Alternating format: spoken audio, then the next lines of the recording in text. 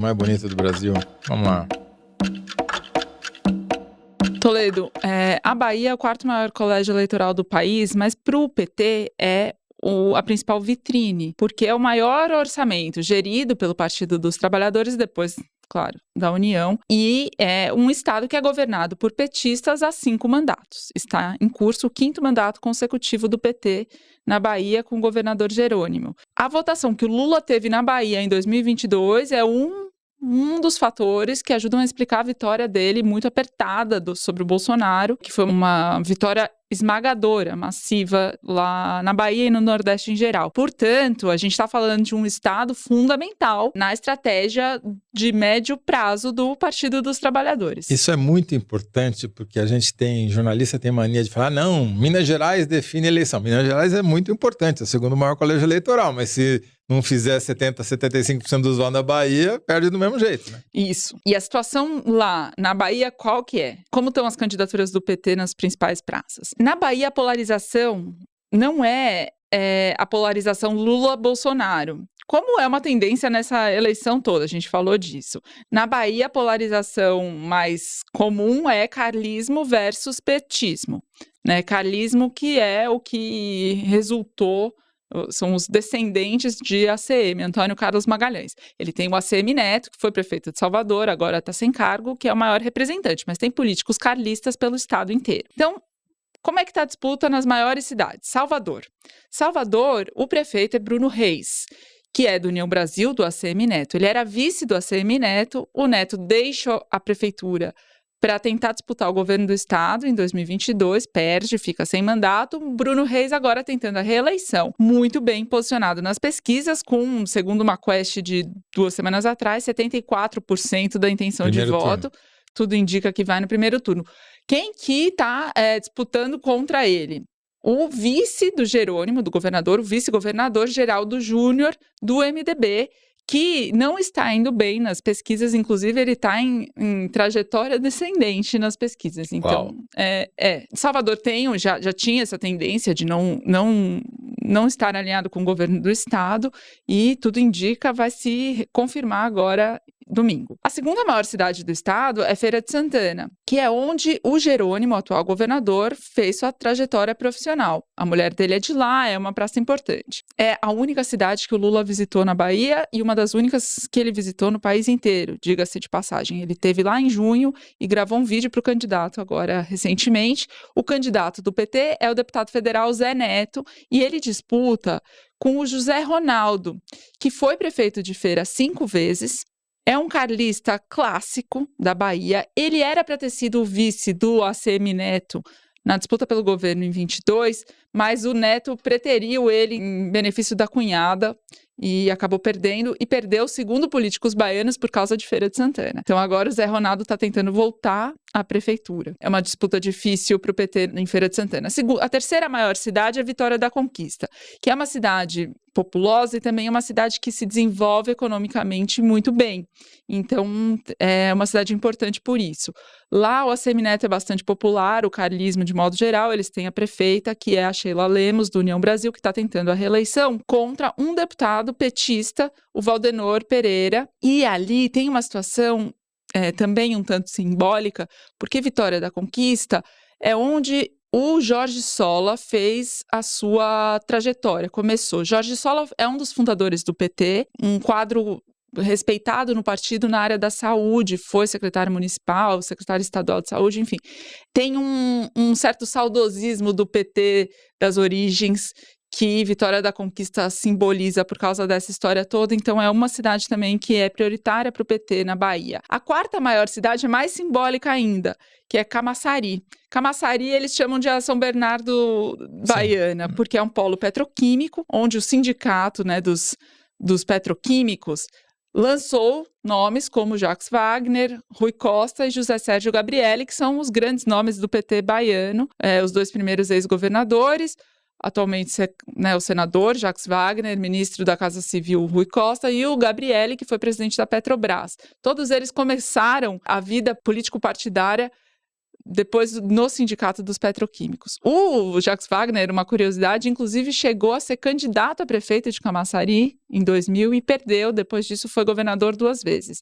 A retomada é muito simbólica por isso, porque é um berço político do PT baiano. Quem é o candidato lá agora é o deputado Caetano, que é ligado exatamente ao José Sérgio Gabrielli e a essa turma, e ele disputa com um candidato do Neto, do ACM Neto, que é o Flávio Matos, e que não é o prefeito atual, porque o prefeito atual já está no segundo mandato, mas é do grupo da atual gestão. Thaís, eu acho que vale a pena contar para os ouvintes mais novos quem foi Antônio Carlos Magalhães, né? Só para dar uma ideia. Antônio Carlos Magalhães foi governador da Bahia durante a ditadura e depois na redemocratização também, né? Voltou a se eleger e foi um ministro muito, muito influente no governo Sarney, era ministro das Comunicações, e fez o filho, Luiz Eduardo Magalhães, presidente da Câmara. Ele era tão poderoso na Bahia que uma vez, numa festa aqui em São Paulo, uma festa de entrega de prêmio de empresário do ano, eu assisti sem querer a seguinte cena. Samuel Klein, dono da Casas Bahia, encontra com Antônio Carlos Magalhães, então senador. Aí eles não se conheciam, e o Samuel Klein vira para o Antônio Carlos Magalhães e fala: muito prazer, sou Samuel, dono da outra Casas Bahia. Mas, enfim, é tão poderoso que está na 3ª geração de carlistas e ainda é a corrente apita fundamentalmente. Né? O que sustenta o antipetismo na Bahia é o carlismo até hoje e está nas grandes cidades. A única cidade entre as 6 maiores que é governada pelo PT não é a 5ª, que seria Juazeiro, é Lauro de Freitas, que tem uma prefeita petista que já está em segundo mandato, mas lançou um nome do PT para sucedê-la. Salvo engano, é uma cidade do Recôncavo Baiano, que é onde, historicamente, o Lula tem os seus recordes de votação. Né? Thaís, e quais são as chances do PT conquistar alguma dessas 4 cidades, das maiores cidades que você já falou que a chance em Salvador é quase nula? A gente não tem as pesquisas dessas cidades, mas não são eleições fáceis para o PT. Não são eleições fáceis porque eles não são situação em nenhum deles e, de alguma forma, a renovação com alguns nomes do carlismo nessas cidades fez com que eles ganhassem todas as últimas eleições. Então, é muito crucial para o PT baiano conseguir essas vitórias, mas não está dado que isso vai acontecer. Eu estava conversando esses dias com um pesquiseiro, né, dessas pessoas que fazem pesquisa profissionalmente, e ele estava me contando que nas pesquisas qualitativas, que são aqueles grupos pequenos de pessoas que as empresas de pesquisa reúnem, em geral com perfil similar, só homens, só mulheres, pessoas mais ou menos da mesma classe de consumo, né? Tipo A, B, C, D e E e tal, para não ter uma certa homogeneidade na discussão. E ele estava me relatando que, principalmente no Nordeste, ele começou a ouvir coisas que ele nunca tinha ouvido antes em nenhuma pesquisa, ele já faz esse tipo de pesquisa há muitas eleições, que é os eleitores citando pelo nome os deputados que mandaram emendas para as cidades onde vai ter disputa. Então eu tenho um caso aqui de uma cidade que exemplifica perfeitamente o que você está dizendo, que é a cidade de Campo Formoso. Campo Formoso tem 70 mil habitantes na Bahia, é a 28ª maior cidade do estado, mas é a 4ª cidade em emendas parlamentares, recebeu mais de 90 milhões na atual gestão. A atual gestão é do Elmo Nascimento, que não é um prefeito qualquer. Elmo Nascimento, esse nome me sugere que tem algum parente. Ele é irmão do deputado Elmar Nascimento, que até outro dia era considerado favorito para ser o novo presidente da Câmara a partir do ano que vem, mas foi traído pelo Arthur Lira e agora talvez já não seja mais. Mas ele tinha uma influência tão grande na cúpula da Câmara dos Deputados que ele é o padrinho do diretor-presidente da Codevasf, a estatal que distribui trator e pavimentação de cidade pelo país inteiro. Não o país inteiro, 40% do país. O Elmo Nascimento, então, portanto, está tentando a reeleição agora de Campo Formoso numa disputa marcada por essa força das emendas parlamentares que muitos políticos dizem, para mim há bastante tempo eu escuto isso, que as emendas parlamentares é o novo financiamento público de campanha. Lá, o Elmo e o Elmar Nascimento representam os grupos dos Bocas Brancas. Campo Formoso tem 2 grupos muito famosos de políticos, os Boca Branca e os Boca Preta. Os Boca Preta vêm de um político antigo, já que tinha um bigode portentoso, e aí eles ficaram conhecidos como Boca Preta. E aí tem os Boca Branca, mas isso, enfim, todos os personagens dessa história já mudaram. Você acha que se eu tivesse em Campo Formoso, eu estaria em qual grupo? Você tá no meio do caminho, né, Toledo? Eu posso entrar nos dois lados. Boca grisalha.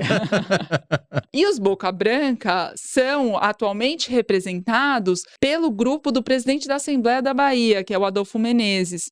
O Adolfo Menezes é do PSD. E ele lançou a irmã, na eleição passada, foi derrotado pelo Elmo Nascimento, e agora ele está lançando a esposa, Denise. Está indo para cima com tudo para tentar tirar o Elmo Nascimento de lá.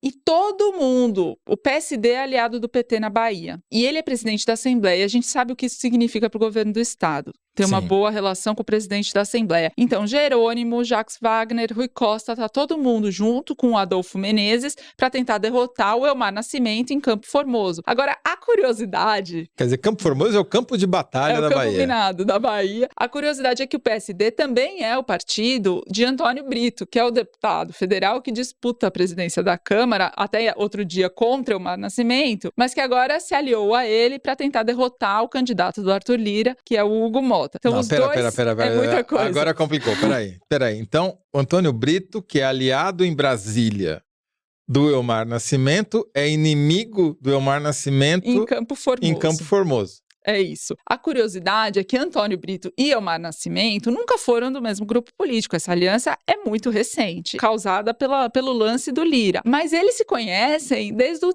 tempos de colégio, porque estudaram ambos no Colégio Antônio Vieira, que é um colégio tradicional jesuíta em Salvador. O Elmar era um ano mais novo que o Brito, mas eles tinham uma turma em comum. E agora eles se reencontram nessas configurações. E o que acontece, né? Eles deram um tempo nessa aliança para disputar a eleição em várias cidades com interesses antagônicos, mas o que está acontecendo lá é o seguinte: as emendas parlamentares mudaram a cara da disputa da Prefeitura de Campo Formoso, porque praticamente o que os políticos baianos falam é que o Elmar instalou como se fosse um posto avançado da Codevasf dentro de Campo Formoso, e a quantidade de cisterna, caixa d'água e trator que é despejada lá desde 2021 é inaudita. Segundo a Folha de São Paulo, dos 4 milhões que a Codevasf distribuiu recentemente em máquinas e tratores e equipamentos, na Bahia inteira, 3 milhões foram para Campo Formoso. Então, 3 em cada 4 reais. Então essa é a distorção que as emendas parlamentares causam, que a República é a nova República das emendas parlamentares, que certamente serão uma história para ser contada sobre essas eleições municipais de domingo. Que é a história dos vencedores, né? Exatamente, voltamos ao ponto de início. Esse é um podcast circular, né? Holístico. Holístico, Mas é muito legal esse exemplo que você deu, Thaís, porque eu acho que essa é a grande transformação pela qual a política brasileira vem passando, e você narra isso brilhantemente no podcast narrativo Lira, Os Atalhos do Poder, que, por sinal, chegou ao fim nessa semana, certo? Com o último episódio. Aliás, falando sobre emenda parlamentar e como que ela distorce as eleições municipais, né? Exatamente. Então você vê que a gente realmente... É holístico. Né? É holístico, vai e volta, chega sempre no mesmo lugar. Pode estar errado esse lugar, mas a gente sempre volta a ele, né? Mas essa é a grande história, eu acho que precisa ser contada dessas eleições, e que eu temo que não seja contada suficientemente, porque falta um exemplo. Talvez Campo Formoso fosse o exemplo que sintetizasse essa história dessas disputas, de como as emendas parlamentares provavelmente vão ser determinantes no resultado, como elas vão fortalecer esses partidos que já governam a Câmara hoje, que devem permanecer no poder, independentemente de quem seja o presidente. Exatamente, né? E que o país acaba ficando na mão desse grupo, né?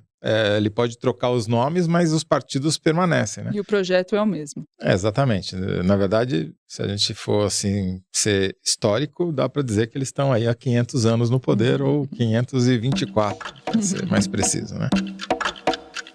Toledo, acabou de sair o